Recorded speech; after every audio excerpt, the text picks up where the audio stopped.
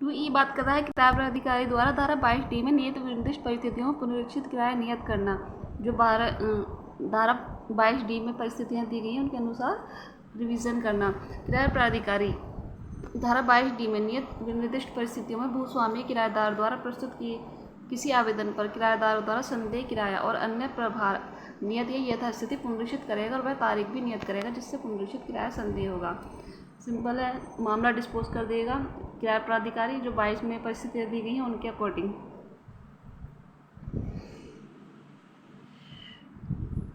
22F बात करता है सिक्योरिटी डिपॉजिट यानी प्रतिभूति निक्षेप। किसी प्रतिकूल करार के सिवाय 1 मास के किराए के बराबर प्रतिभूति निक्षेप प्रभारित करना भूस्वामी के लिए विधिपूर्ण होगा। कितने 1 मंथ के अंदर कौन करेगा? भूस्वामी। प्रतिकूल करार के सिवाय, यदि कोई अलग करार किया है तो उससे अन्यथा। और परिसर खाली करने के पश्चात प्रतिभूति निक्षेप किराएदार के किसी दायित्व की सम्यक कटौती करने के पश्चात 1 मास के भीतर किराएदार को परित्यक्त कर दिया जाएगा। जो परिसर खाली करने के पश्चात यदि प्रतिभूति निक्षेप किराएदार के किसी भी दायित्व की सम्यक कटौती करने के पश्चात 1 मास के भीतर किराएदार को परित्यक्त कर दिया जाएगा। और जहां प्रतिभूति निक्षेप उपधारा 2 में निर्दिष्ट काल अवधि के भीतर किराएदार को परित्यक्त नहीं किया जाता है वहाँ किराएदार भूस्वामी को प्रतिभूति निक्षेप का प्रतिदाय करने के लिए निक्षेप करने हेतु किराया प्राधिकारी के समक्ष आवेदन फाइल कर सकेगा। और यदि नहीं किया है तो किराएदार कहा जाएगा, किराएदार भूस्वामी के जो प्रतिभूति निक्षेप का प्रतिदाय करने के लिए निश्चित करने हेतु किराया प्राधिकारी के समक्ष आवेदन फाइल कर सकेगा। कौन? किराएदार। 22G बात करता है कर्तव्य परिस्थितियों में किराया प्राधिकारी को किराया जमा करना।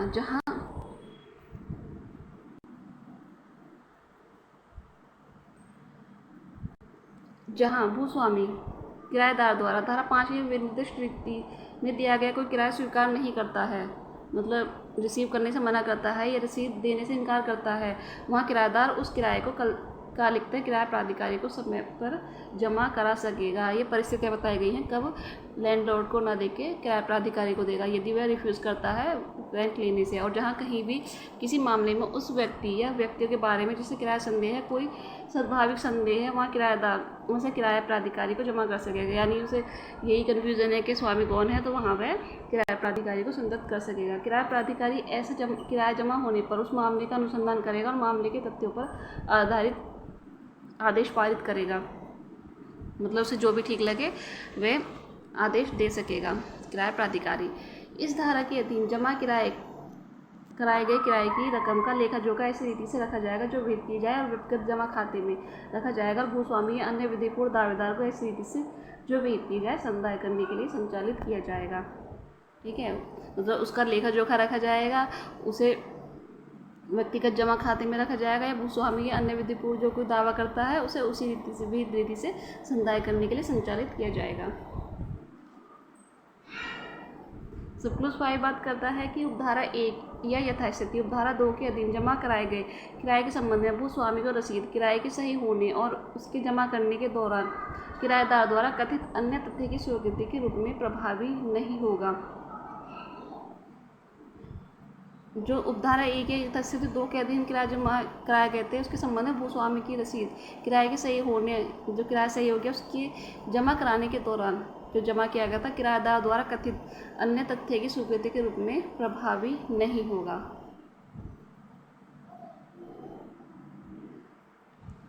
अब देखते हैं चैप्टर नंबर 6 जो बात करता है एमिनिटीज़ यानी सुख सुविधाओं के बारे में।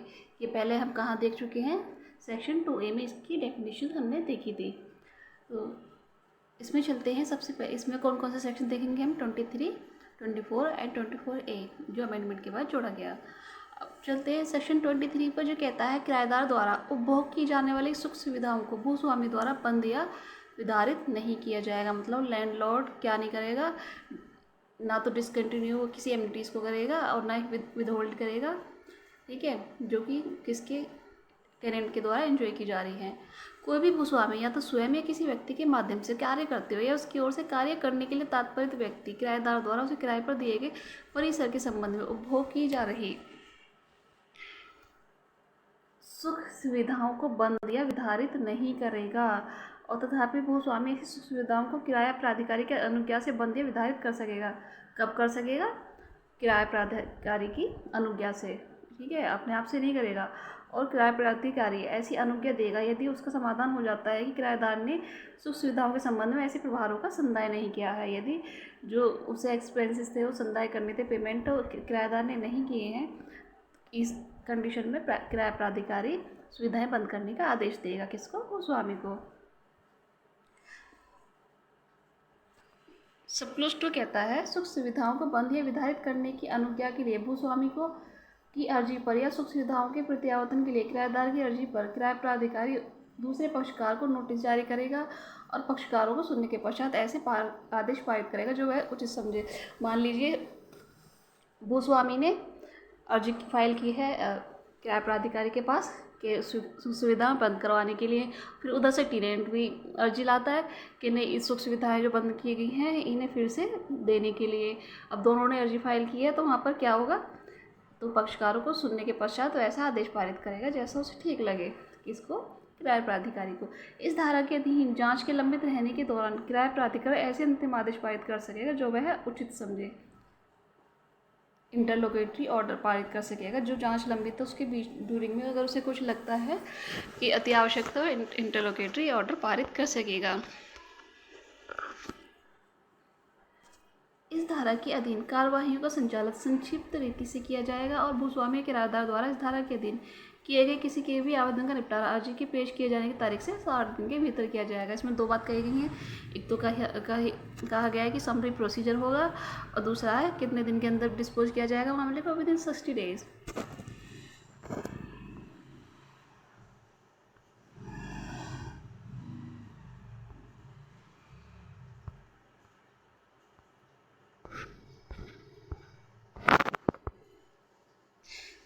नेक्स्ट सेक्शन है सेक्शन 24 जो बात करता है किराएदार और भूस्वामी के कर्तव्य, मतलब duties of tenant and landlord. तो देखते हैं क्या होंगे लैंडलॉर्ड और भूस्वामी के कर्तव्य।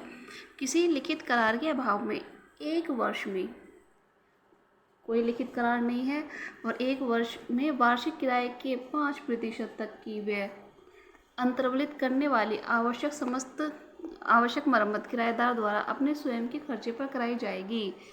मतलब किसी 1 वर्ष में कोई लिखित करार नहीं हुआ है और वार्षिक किराए के जो 5% होता है ना, उसका जो 5% उसका एक्सपेंस वो कहाँ करेगा? मरम्मत कराने के लिए करेगा।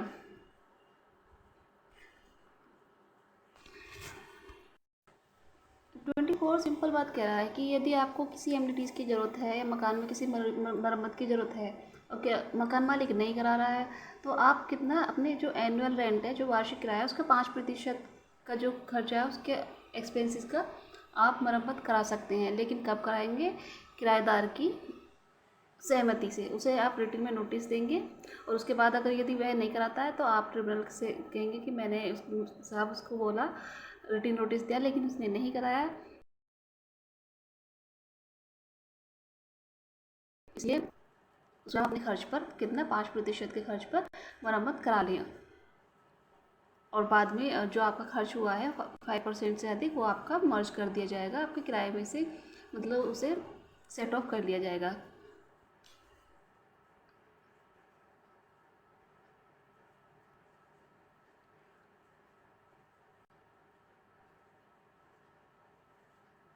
नेक्स्ट सेक्शन है 24A जो कहता है धारा 23 और 24 के अधीन लंबित कार्रवाइयों का निपटारा कैसे किया जाएगा। राजस्थान किराया नियंत्रण अधिनियम संशोधन 2017 का अधिनियम संख्या 33 के प्रारंभ की तारीख से धारा 23 से 24 के अधीन किराया अधिकरण के समक्ष लंबित समस्त कार्रवाइयाँ जारी रहेंगी और किराया अधिकरण पर समुचित आदेश पारित कर सकेगा, मानो कि धारा 23 या 24 उक्त अधिनियम द्वारा संशोधित नहीं की गई थी। ये न्यू जोड़ा गया है, इसमें कुछ नहीं, ज़्यादा देखने के लिए कुछ नहीं है। अब चलते हैं नेक्स्ट सेक्शन 25 की तरफ।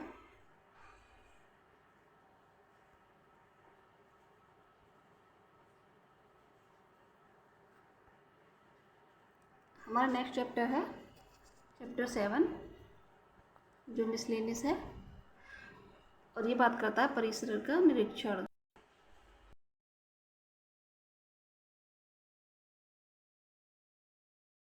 मिसलेनियस किसी भी एक्ट का बहुत इंपॉर्टेंट होता है, क्योंकि जब कोई एक्ट पूरा बन जाता है तो बाद में पता चलता है कि अरे जो इम्पोर्टेंट चीज़ें थी कुछ खास खास वो तो रह ही गई, तो फिर वो वहाँ से दी जाती हैं, तो इसलिए ये इम्पोर्टेंट होता है, इसे देखना। तो चलते हैं हम मिसलेनियस कहाँ से पढ़ेंगे, सेक्शन 25 से। तो कहता है परिसर का निरीक्षण करना, इंस्पेक्शन ऑफ प्रेमिसेस। तो कब करेगा भूस्वामी? किराएदार को कम से कम 7 दिन की पूर्व सूचना देने के पश्चात भूस्वामी को उसके द्वारा किराए पर दिए गए परिसर का निरीक्षण दिन में करने का अधिकार होगा, और तथापि भूस्वामी द्वारा ऐसे निरीक्षण 3 मास में एक बार से अधिक नहीं किया जाएगा। देखो कितनी कंडीशन दी गई है। एक तो सबसे पहले 7 डेज की सूचना दी जाएगी, ठीक है, 7 दिन पहले सूचना देगा तब जाएगा, और दूसरा है दिन में करेगा, ठीक है, और तीसरा है कि ऐसा निरीक्षण 3 महीने में सिर्फ एक बार, यानी 3 महीने से पहले आप निरीक्षण नहीं करोगे, ये कह रहा है सेक्शन 25। 26 कह रहा है अधिकरण के सदस्यों और कर्मचारी वृंद का लोक सेवक होना और उन पर नियंत्रण। किराया अधिकरण और अपील किराया अधिकरणों के पीठासीन अधिकारी और कर्मचारी आईपीसी 1860 की धारा 21 के अर्थांतर्गत लोक सेवक समझे जाएंगे।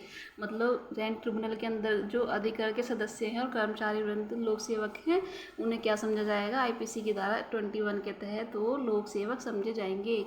और किराया अधिकरणों और अपील किराया अधिकरणों के पीठासीन अधिकारी उच्च न्यायालय के प्रशासनिक और अनुशासनिक नियंत्रण के अधीन कार्य करेंगे। सब लोग ये कह रहा है कि किराया अधिकरणों और अपील किराया अधिकरणों के पीठासीन अधिकारी किसके नियंत्रण में काम करेंगे? तो ये करेंगे हाई कोर्ट के प्रशासनिक और अनुशासनिक नियंत्रण में, ठीक है, एडमिनिस्ट्रेटिव एंड डिसिप्लिनरी कंट्रोल में। सप्लोज 3 किराया अपील किराया अधिकरणों के पीठासीन अधिकारी अपनी अधिकारिता के अधीन के किराया अधिकरणों पर अधीक्षण नियंत्रण के साधारण शक्ति का प्रयोग करेगा, जिसमें किराया अधिकरणों के पीठासीन अधिकारियों के कार्य मूल्यांकन और वार्षिक गोपनीय प्रतिवेदनों के विलेखन की शक्ति सम्मिलित है। तो ये बात कर रहा है इनके पावर्स की। जो पीठासीन अधिकारी हैं अपनी अधिकारिता के अधीन किराया अधिकरणों पर अधीक्षण रखेंगे, नियंत्रण रखेंगे, और किराया अधिकरणों के जो अधिकारियों के कार्य है और मूल्यांकन और वार्षिक गोपनीय प्रतिवेदनों के अभिलेखन की भी शक्ति रखेंगे।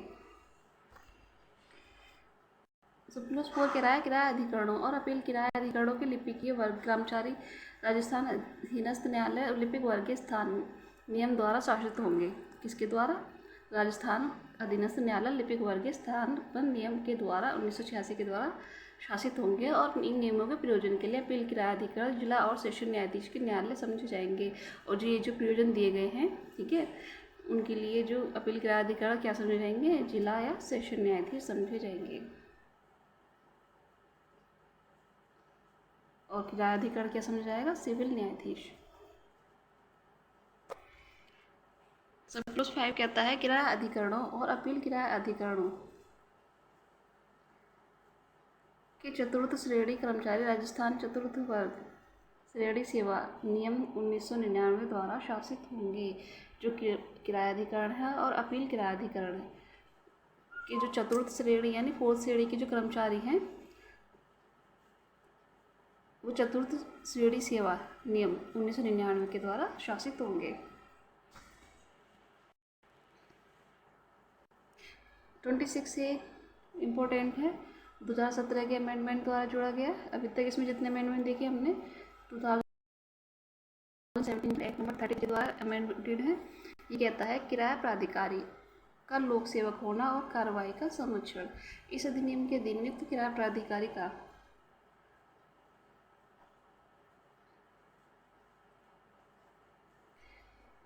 पीठासीन अधिकारी आईपीसी 1860 की धारा 21 के अंतर्गत लोक सेवक समझा जाएगा। ये हम देख ही चुके हैं पिछले सेशन में। और इस अधिनियम के अनुसरण में सद्भावपूर्वक की गई या किए जाने के लिए आश्रित किसी बात के संबंध में किराया प्राधिकारी के विरुद्ध कोई बात अन्य लिपिक कार्यवाही नहीं होगी।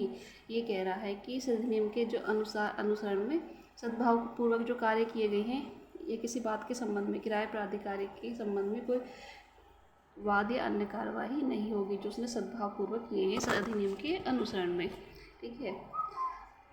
27 बात करता है परिसीमा यानी लिमिटेशन। इस अधिनियम के उपबंधों के अधीन रहते हुए परिसीमा अधिनियम 1963 के उपबंध किसी किराया अधिकरण या किसी अपील किराया अधिकरण के समक्ष में फाइल या अग्रसर की गई अर्जियों, आवेदनों, अपीलों या अन्य कार्रवाइयों पर यथाशक्य लागू होंगे। जो परिसीमा अधिनियम 1963 के जो बंद हैं वो किसी किरायाधिकरण या अपील किरायाधिकरण के समक्ष जो फाइल या अग्रसर की गई अर्जियां हैं, आवेदन हैं, अपीलों या अन्य कार्रवाइयों पर लिमिटेशन एक्ट लागू होगा। सिर्फ ये कह रहा है 27। सेक्शन 28 बात करता है कोर्ट फीस की, यानी न्यायालय की फ़ीस क्या होगी। तो ये कहता है कि वही होगी जो धारा 2, 3 और 4 में है। तो देखते हैं 2, 3 और 4 में कौन सी फीस है। नंबर 1 है धारा 2 के अनुसार धारा 8 के अधीन सीमित काल अवधि की किराएदारी के लिए संयुक्त अर्जी पर, जो सीमित काल अवधि के लिए अर्जी दी गई थी संयुक्त रूप से हम लोगों ने, उस अर्जी के लिए भी आप कोर्ट फीस दोगे। ठीक है।